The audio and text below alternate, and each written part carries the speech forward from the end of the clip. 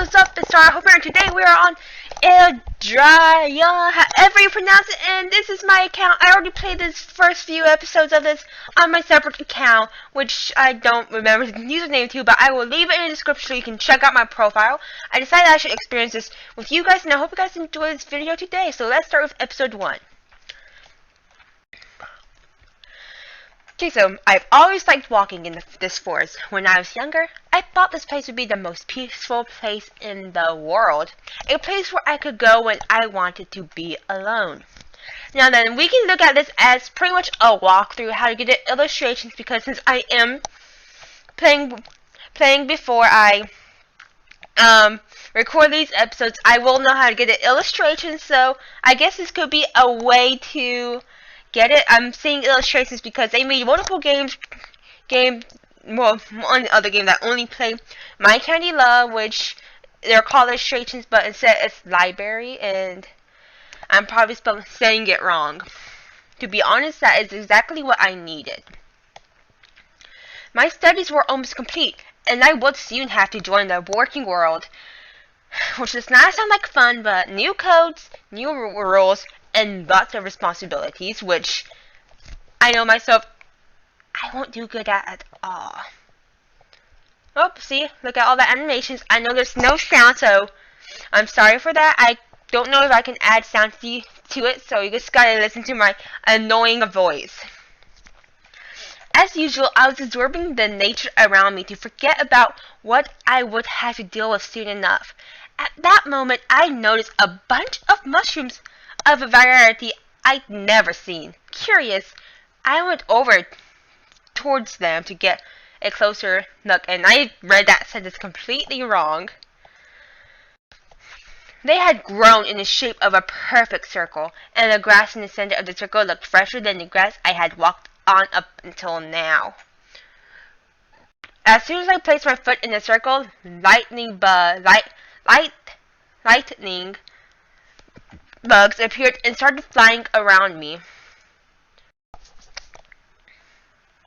Oh, look at that. Whoa, what's going on? Yes, because that's what I'll yell when these mysterious things are circling around me. I'll start screaming and trying to run. That's what I'll do. I blinked my eyes several times in order to adapt to the blinding light. I could just barely make out a few forms and colors that were around me, however. The forest had disappeared, and I found myself in an environment quite unlike anything I had ever seen before. Moments of silence.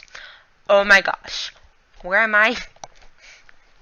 I took the time to look around the immense room to try and find an explanation, not expiration, because expiration sounds a lot more worse. Then I set my eyes on a giant crystal that was on a pedestal in the middle of the room. It's beautiful. As if hypnotized by its glow, I walked towards the crystal to touch it.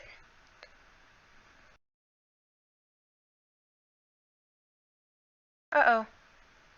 You unlock the illustrations and go to the library to see the different illustrations. Okay, so they are called illustrations. Hey, who are you? How did you get in here? I should try to make different voices for these people. Answer my questions. Are you a Templar? Perhaps you are a Freemason. Wait a minute. I don't understand anything you're saying. And I am horrible at this reading thing and talking about certain topics, but I'm hoping that everyone who lives in the Florida, Georgia, South Carolina, North Carolina, who are hit by Hurricane Matthew is okay. I know it's kind of too late to say it. I should have said it in the beginning of the video, but I hope everyone's okay and they're all doing good. So let's hope that, yeah. Answer me. Oh my gosh, how did she make that blue flame? I was in the forest. I was walking and there was a light. Suddenly there was loud noise. Bam! What's going on now? How should I know? I just got here.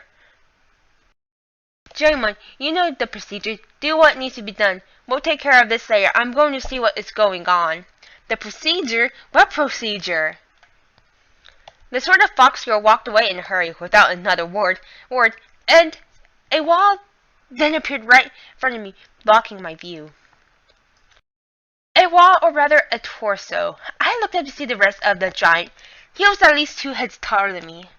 And my head's tiny, so when I read this, I was like, he's not that tall then. How did I miss such a monstrous presence in the room before now?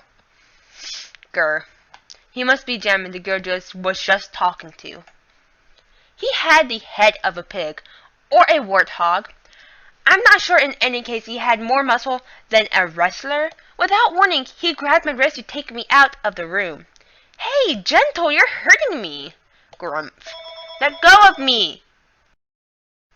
I struggled to get away until I felt a sharp pain in my forearm. I finally gave up. We passed through several rooms before arriving in a place with no windows that was very dark. It was a giant staircase that seemed to never end. Where are you taking me?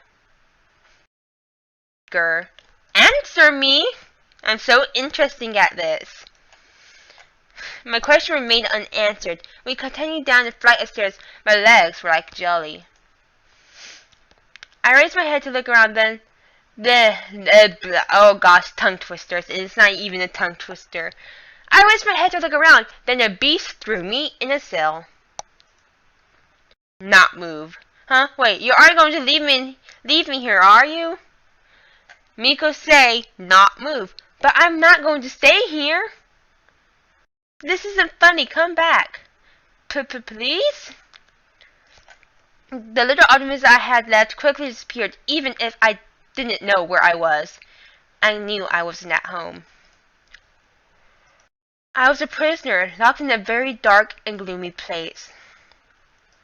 Just when I started to think that things couldn't get worse, a shadow appeared in the water in front of me. I suddenly got a goosebump. Someone or something was looking at me. Slowly, I backed up until I was against the back of my cell. Was I going to be this monster's snack? And if you can see that creepy face, that does not scare me at all. Thankfully, the creature didn't seem to want to come any closer and dove back into the water. Trembling, I let myself fall against the cold iron of the cell. I began to hope that I was in a nightmare from which I would soon wake up, but a pain in my arm brought me back to reality and made me realize this was all too real. It only took a few minutes for my head to fill with horrible thoughts. I started panicking as I imagined the worst-case scenarios. Oh my gosh, what is going to happen to me? Finish the episode. Okay, guys, so I guess this is episode 1.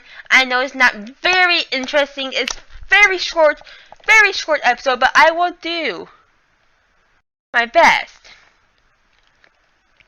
to let us get to episode 2 as soon as possible, which means I am going to show you guys the library. So these are the characters we know as of now. Jamin, he is Miko's right-hand man and the guard of El, who watches out for her protection. Despite his grumpy look, he is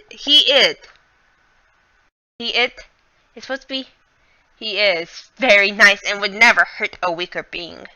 And Miko is quite the adoring kitsune. She is at the head of the Guard of El and leads the Light Guard with an iron fist. She is able to detect the potential in those often rejected by their society and never hesitates to give them a second chance, although she doesn't like to admit it. And then we'll take a look at our first illustration, which I think will be the perfect clip thingy for thumbnail for our video. So let me just do this right in front of you guys so you know I am doing this. And yeah, I'll just X that out because I know where it's going. And yeah, and then this is my character so far. I could have, if I was smart enough, I could have made it in count before, so I can gotten a bunch of things. And I already know what all this is for. So I'm gonna go ahead and end this video here. And I hope you guys enjoyed this video. Remember, if you enjoyed this video, please leave a like or subscribe for more videos every Sunday, hopefully, because I'm a teenager, and I'm very, very, very bad at being proactive, and I procrastinate. And sometimes my laptop hates me and doesn't want to work or cooperate with me because it hates me. And please don't hate me. Remember to leave a nice comment, and remember, you're beautiful, and I'll see you in the next video.